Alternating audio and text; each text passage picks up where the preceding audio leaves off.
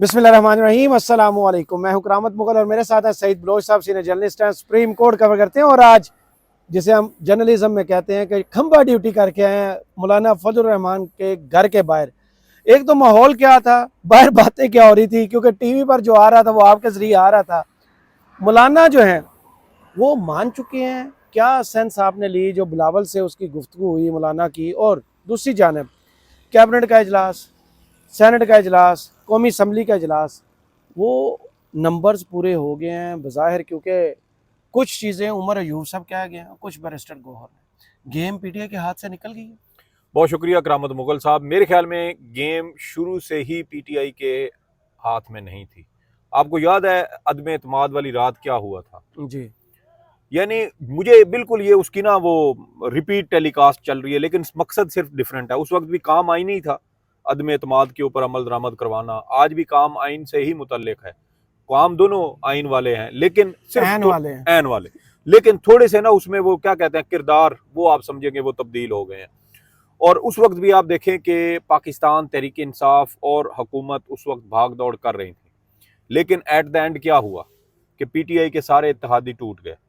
यही हुआ था। एमक्यूएम देख लें, बाप पार्टी देख लें, अख्तर मैंगल साहब को देख लें, जितने भी दीगर उनके साथ छोटी जमातें थी, सारे अलग हो गए थे। यहाँ पर भी आप देख लें, यहाँ तक कि बल्कि आपको याद है एक प्रोग्राम में गलबन काशिफ अब्बासी साहब के प्रोग्राम में कहा था बैरिस्टर गौहर खान साहब ने, उन्होंने कहा कि हमारे साथ भी राब्ते में, बल्कि रऊफ हसन साहब ने भी बाद में कहा कि मुस्लिम लीग नून के कुछ 7 या 8 लोग ऐसे हैं जो हमारे साथ राब्तों में हैं, और वो अदम एतमाद, वो जब आईनी तरमीम पेश होगी तो वो वोट नहीं डालेंगे। लेकिन आज इस वक्त जो आपने जो बात की कि तकरीबन कोई 7 से 8 लोग हैं, जो उमर अयूब साहब ने कहा है, 7 लेकिन लोग उन्होंने कहा, 2 सेनेटर, लेकिन सेनेटर मेरी फैसल और सेनेटर जरका का जी उन्होंने नाम लेके जी कहा। जी, और मेरी इंफॉर्मेशन ये है कि 2 सैफुल्ला जो है मुमकिन तौर पे वो भी मशकूक है। जी, वो तो पहले हम है स्टोरी कर चुके जी हैं। जी, सैफुल्ला अबड़ो साहब भी और सैफुल्ला नियाजी साहब, ये दोनों भी और मशकूक ये है। सेनेटर फैसल वही हैं जिनको टिकट दिलवाया था शाह फरमान ने, जी जी, और जिनके बारे में मुबैना तौर पर कहा जाता है कि वो भी छोड़ के चले गए थे, अचानक फिर वापस आ गए। हाँ, सेनेटर आपको पता है साहब, शाह हाँ जी, फरमान वही साहब। वही। तो ये देखें कि ये 4 सेनेटर बन जाते हैं। और मुझे इतला आज ये मिली है, क्योंकि मौलाना के डेरे पर थे हम, तो वहाँ काफ़ी सारे दीगर साफ़ी दोस्त भी थे, उनके साथ भी गपशप हुई, उनसे भी कुछ इन्फॉर्मेशन गैदर करने की कोशिश की। तो वहाँ पर पता चला कि पीटीआई के मुमकिन तौर पे कौमी असम्बली के 11 लोग इस आइनी तरमीम के हक में वोट दे सकते हैं।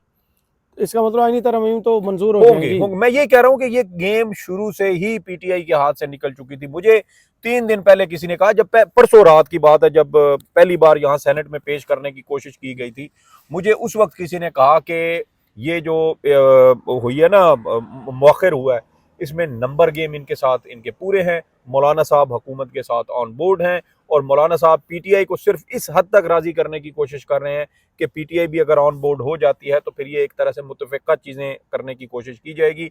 लेकिन कुछ ऐसी शराइत इसमें दरमियान में है जिसके ऊपर हुकूमत नहीं मानी, और उसमें सबसे बड़ी कौन सी ऐसी मुसीबत है जो इस वक्त हुकूमत को तंग कर रही है, वो एक है, और वो है मंसूर अली शाह का चीफ जस्टिस पाकिस्तान बनना। ये इस वक्त इस पूरी जस्टिस मुनीब भी जी जी जी, तो ये इस वक्त हुकूमत ये अफोर्ड ही नहीं कर सकती कि जस्टिस मंसूर अली शाह या justice Muneeb Akhtar chief justice Pakistan बने।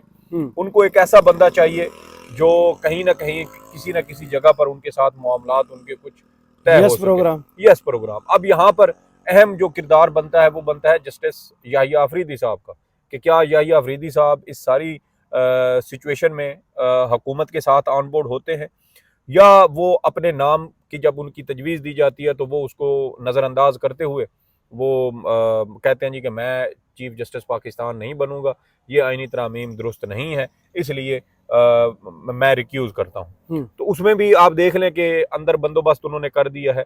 जो शिक है ना चीफ जस्टिस पाकिस्तान की तकर्री वाली आर्टिकल 175A के अंदर जो नई तरमीम की जा रही है, उसमें उन्होंने ये लिखा है कि अगर कोई जज चीफ जस्टिस बनने से रिक्यूज़ करे तो फिर कमेटी अगले सीनियर तरीन जज को उसमें चौथे नंबर वाले को, तीसरा निकल जाएगा, चौथा आ जाएगा। और चौथा तो कौन है? दो पे क्यों नहीं? चौथा कौन है? जस्टिस अमीनुद्दीन। मुल्तान के नगीने, तो वही है ना, मुल्तान के नगीने ही कहते हैं उन्हें। हामिद खान साहब ने उन्हें चमचा कहा। चले जी, वो उनका एक सियासी आपस में है, तब कोई तो वो कर सकते हैं, हम तो एज अ रिपोर्टर ये बात नहीं कर सकते। जी जी, वही बात है, वो कर सकते हैं, हम तो नहीं। हमारे लिए ये है कि वो मुल्तान के नगीन है जरूर है, और वो अगर आ जाते हैं तो फिर करामत मुगल साहब आप यूं समझें कि वो काजी फायज ईसा अल्ट्रा प्रो मैक्स जाकर वो साबित होंगे। तो इसलिए मैं ये कहता हूँ कि याहिया अफरीदी साहब को चाहिए कि कड़वा घूंट पी लें और चीफ जस्टिस पाकिस्तान आप ही बन जाए। आपके होते हुए शायद कुछ ना कुछ बेहतरी की उम्मीद हम फिर भी कर सकते हैं। और बेहतर तो ये है कि इसके बाद देखें कि वकला तहरीक शुरू होती है या नहीं। मैंने इसके ऊपर एक पूरा ट्वीट मैंने लिखा था और मैंने ये कहा था, ट्वीट लिख दिया, हाँ पूरा भाई सही तफसील कर इन लम्बा गर्जे सी तो मैंने उसमें यार हद है वैसे। मैंने उसमें ये कहा था कि 2007 में जब इफ्तिखार मोहम्मद चौधरी साहब को, आज की रात बड़ी कातिल है वैसे, बड़ी आज रात वैसे हम भी 2 बजे तक जाग रहे हैं, लेकिन हम पी नहीं रहे, जाग जरूर रहे हैं। तो वो मैंने उसमें कहा था कि 2007 में जब इफ्तिखार चौधरी साहब को सैक किया गया था ना, तो उसके बाद देखें कि नया चीफ जस्टिस भी बन गया था। तकरीबन 1.5 साल तक अब्दुल हमीद डोगर साहब चीफ जस्टिस पाकिस्तान रहे थे, उन्होंने फैसले भी दिए, सब कुछ दिया। उसके बाद वकला तहरीक चली, वकला तहरीक चलने के बाद इफ्तिखार चौधरी साहब बहाल हुए, सुप्रीम कोर्ट ने उस सारे प्रोसीजर को रिवर्स किया, और उसके बाद देखें कि इफ्तिखार चौधरी साहब दोबारा से वो रिस्टोर होकर दोबारा चीफ जस्टिस पाकिस्तान बने। एक प्रेसिडेंट ऑलरेडी हमारे सामने मौजूद है। अब यहाँ पर ये देखना होगा कि दोस्ती का पता कब चलता है। इसी तरह के क्राइसिस में जस्टिस याहिया अफरीदी साहब, मंसूर अली शाह साहब, अतर मिनल्ला साहब, काजी फायज ईसा साहब, वैसे काजी फायज ईसा साहब ने तो पीठ में छुरा नहीं घोंपा, उन्होंने तो सीधा सीने में ही वार किया है, और आज भी किया है। जी जी आज। और यार मैं कह रहा हूँ कि फफे कुटनी सांस होती है ना, कसम खुदा की यही हाल इस वक्त काजी साहब। और यार आप जा रहे हैं बड़े इज्जत के साथ, मान के साथ, इज्जत यार अभी भी जो उनके पास है तो वो जो उनके पास है वो इज्जत है। देखिए हामिद खान साहब के हवाले से हमें पता चला, जब हामिद खान साहब ने यहाँ इस्लामाबाद की कन्वेंशन, वो कन्वेंशन में 7 अक्टूबर को वो कन्वेंशन में उन्होंने बड़ी सख्त तकरीर की और काजी साहब को बिकाऊ माल कहा था, तो जरा कहते हैं कि काजी साहब ने जरा मसलियत वाला पैगाम भिजवाया कि मैं जो है ना वो मजीद किसी किस्म का कोई लड़ाई झगड़ा या कोई ऐसी चीज, तो मैं नहीं चाहता, मैं जो है ना वो रिटायर होना चाहता हूँ और जरा बाइज्जत तरीके से रिटायर होना चाहता हूँ, बकौल उनके जो वो समझते हैं। तो बहरहाल वो रिटायर अब हो रहे हैं, और इसी वजह से आप देख लें कि हामिद खान साहब उस दिन गए थे और किसी किस्म की कोई बहस तकरार कुछ भी नहीं हुआ। और अमूमन ये होता है कि काजी साहब के अगर कोई दरखास्त वापस भी नहीं लेके, क्यों वापस ले रहे हैं, दायर क्यों की थी, तो ये वापस, क्या आप अकेले वकील हैं? अकेले वकील। तो ये देखे ना कि उससे हमें पता चलता है कि काजी साहब भी शायद अब टकराव वाली पोजीशन में नहीं है। आज भी बताएं ना इसका जवाब कि टकराव वाली पोजीशन नहीं है। तो जस्टिस मंसूर की एक्सप्लेनेशन उन्होंने आज पूछी है। देखिए कैसे आपने मैं यही कह रहा हूँ कि यार उसके ऊपर पहले भी ये सारी बात हो चुकी। जस्टिस मंसूर अली शाह, पहली जो वजाहत आई थी ना 14 सितंबर को, वो हमने फिर पता किया तो पता चला कि जस्टिस मंसूर अली शाह साहब के सेक्रेटरी ने आईटी डिपार्टमेंट को कहा था कि ये वजाहत है, ये आपने वेबसाइट के ऊपर अपलोड कर, वो ना कैसे कर सकते हैं? वो यार 8 जजेस का फैसला है, तो उसके ऊपर वो कैसे इनकार कर सकते? हाँ, तो ये अजीबो गरीब, फिर वही बात के काज लिस्ट क्यों नहीं आई होगी, और ये फजूल चीजें हैं यार। आप रिटायर हो रहे हैं, अच्छे सलूक में, अच्छे माहौल में जाने की कोशिश करें। जो आपको कुछ पीछे कुछ रह गया है, अपना वो मालो मता जो है वो संभालें और घर को जाए। क्या बिला वजह की जो है ना वो आप उलझनों में पड़ रहे हैं और दूसरों को भी बिला वजह मुश्किल में डाल रहे हैं। बहरहाल हालात करामत मुगल साहब डिपेंड करते हैं सारे जस्टिस याहिया अफरीदी साहब के ऊपर। जैसा मैंने कहा कि 2007 में भी अगर 1.5 साल के बाद एक चीफ जस्टिस रिस्टोर हो सकता है, वकला तहरीक चल सकती है, इतना बड़ा क्राइसिस हो सकता है, तो फिर मंसूर अली शाह साहब भी रिस्टोर हो सकते हैं। लेकिन उसमें फिर जिम्मेदारी ये आती है कि जस्टिस याहिया अफरीदी बतौर जज एक अपराइट किस्म के, वो कहते हैं ना कि हम उनके ऊपर ये तनकीद करते हैं, तंज भी बल्कि करते रहे हैं कि यार हर बार एक नया इख्तलाफी नोट, खुद को पत्नी दूसरों से अलग थलग साबित करने के लिए इजाफी नोट भी और इख्तलाफी नोट भी। अभी मखसूस नशिस्तों में भी देख लें, इख्तलाफी नोट डाला, तो उसमें भी देखें कि आपने अगर देना था तो फिर मंदो खेल साहब और काजी साहब के साथ मिल जाते, नहीं उनसे भी आपने अलग दिया। यानी कि 2 जजेस से वक्र एक आपका इकलौता इख्तलाफी नोट है। तो मुख्तलिफ आप नजर आने की अगर कोशिश करते हैं तो अब आपका असल इम्तिहान होगा। अब इस सूरत हाल में कि क्या आप भी इस ओहदे के लालच में आप बैठ जाते हैं, जैसे आपने एक बात की किसी ग्रुप का भी तो हिस्सा नहीं है, काजी साहब का हिस्सा थे ना, फिर पीछे क्या रह जाता, छोड़ें। तो मुझे ये बताएं कि आपने जो बात की ना कि उनके 5 साल रहते हैं, तो वो चीफ जस्टिस बन के 5 कब साल क्यों मैंने जाए? कहा?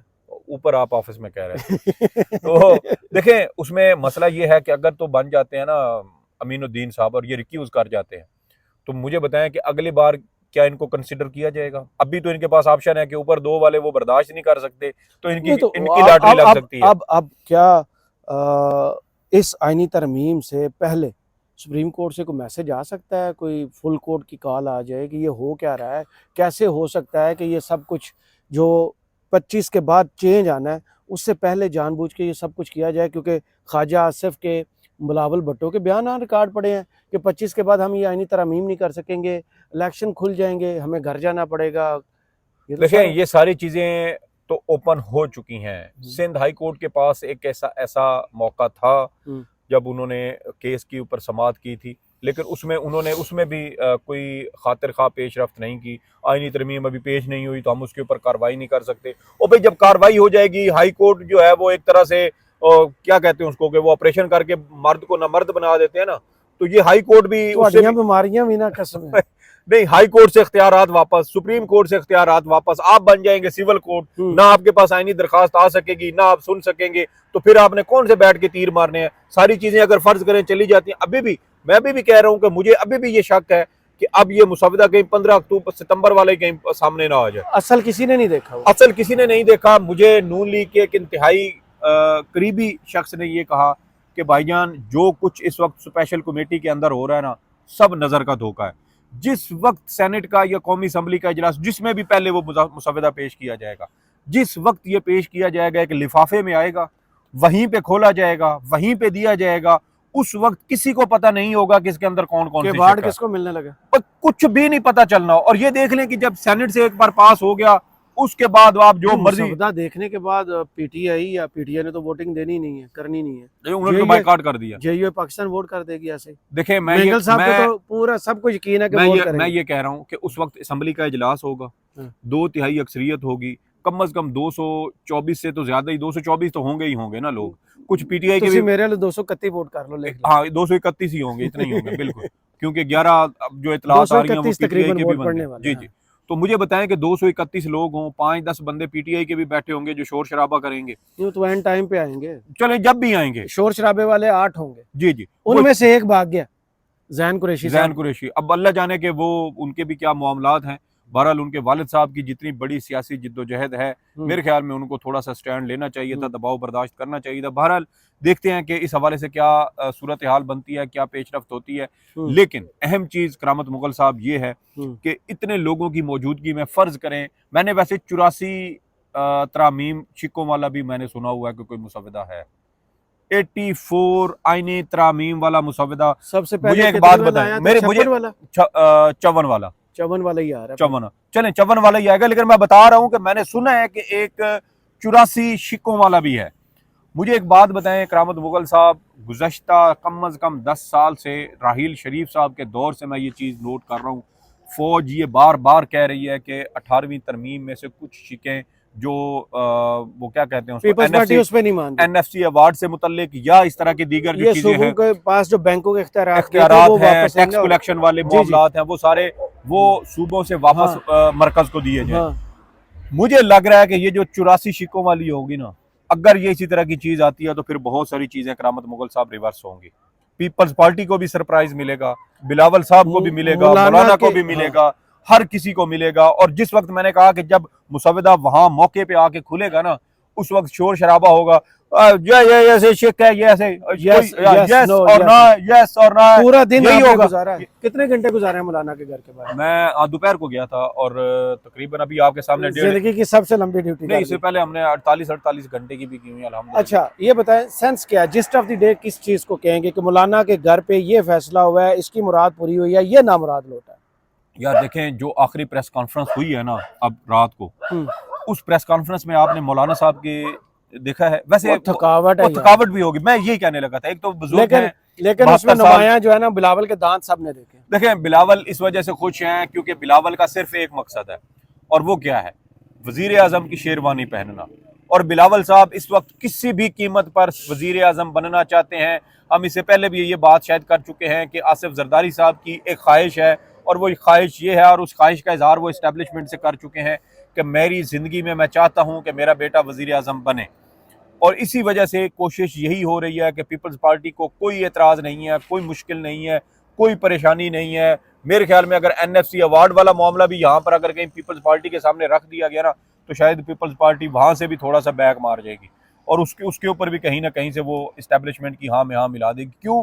क्योंकि बिलावल को वज़ीर आज़म बनना है। और मेरी इन्फॉर्मेशन ये है, शेरवानी जी पसंद है। मुझे मेरी इन्फॉर्मेशन ये है कि ये बिलावल की असाइनमेंट उसको दी गई थी कि अगर आप आईनी तरमीम मंजूर करवाएं, कोशिश करें, लॉबिंग करें, लोगों को ऑन बोर्ड लें, तो हो सकता है कि आप लीडर बनाने की कोशिश हो पिछले रही है। 2 महीने से आप देख रहे हैं, सबको कनेक्ट करें, आप उनको लीड करें। आप देख रहे हैं पिछले 2 महीने से शहबाज शरीफ साहब के खिलाफ बाकायदा एक मुहिम चल रही थी कि ये अच्छे वजीर आज़म नहीं है। क्या फर्क पड़ता है? फर्क नहीं पड़ता। मैं कह रहा हूँ कि बिलावल का रास्ता साफ किया जा रहा था। आपको पता है नवाज शरीफ नहीं है यहाँ पे, वापस लाहौर जा चुके। नहीं, वो तो जब कौमी असम्बली का इजलास होगा तब आएंगे ना। जब आप हमारे दोस्त कुछ कह रहे थे, मैंने कहा वो आज चूंकि सेनेट का इजलास था और सेनेट में भी आज भी देख लें कि वो चीज पेश नहीं हो सकी, अब कल पे गई है और कल भी कंफर्म है, कल 11:30 की बजाय अब 3 बजे का इजलास कर दिया गया, नोटिफिकेशन भी हो गया। तो कल 3 बजे अब इस हवाले से हतमी तौर पर पता चलेगा कि सूरत हाल क्या बनती है। लेकिन आज की अगर देखा जाए तो इसमें जो विन विन सिचुएशन अगर कहीं बनती है ना, तो वो शायद बिलावल की ही बनती है। हाँ, उसमें बहुत सारी चीज़ों पर बिलावल ने भी हो सकता है मौलाना साहब के साथ मिलकर कंप्रोमाइज़ किया हो, क्योंकि मौलाना साहब बड़ी कोशिश करते रहे कि हम 18वीं तरमीम वाला जो जजेस की तकर्री वाला तरीक़ाकार था जो इफ्तिखार चौधरी साहब ने रिवर्स कराया था, 19 तरमीम जी ला कर। रिस्क फैक्टर असल में मंसूर अली शाह साहब वाला बहुत ज्यादा था, बहुत ज्यादा था। और ये सारा कुछ किया वही जा रहा है कि इस करप्ट धांधली ज़दा सिस्टम को बचाया जाए। लेकिन मेरे ख्याल में इसको जितनी ज़्यादा आप टेपे लगा लें या स्टेपलर की सुइयाँ लगा लें, मेरे ख्याल में ये सिस्टम की जो गिरती इमारत है आप इसको अब दोबारा से सीधा कर नहीं सकते। इमारत टेपा लाओ तो इमारत जाके और चेपियां भी ला सकते हैं गुड्डे। लगता यही है कि बदमस्त हाथी की आज हो गई है जीत, और जितने भी आइन पसंद थे या जमहूरियत पसंद, चुप कर जाओ यार। अच्छा, ਤੁਹਾਨੂੰ एक तो कीड़ा तंग करता है एंड ते।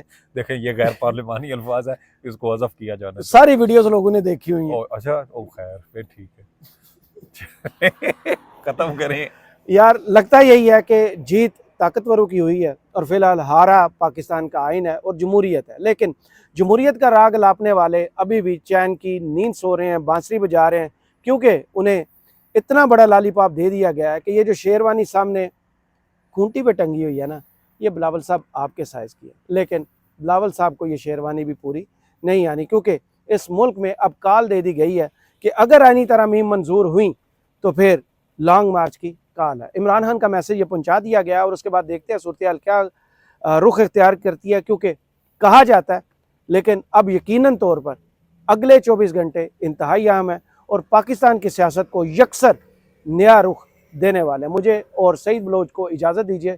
कमेंट्स बॉक्स में ज़रूर बताइएगा ये वीडियो आपको कैसी लगी। अल्लाह हाफ़िज़।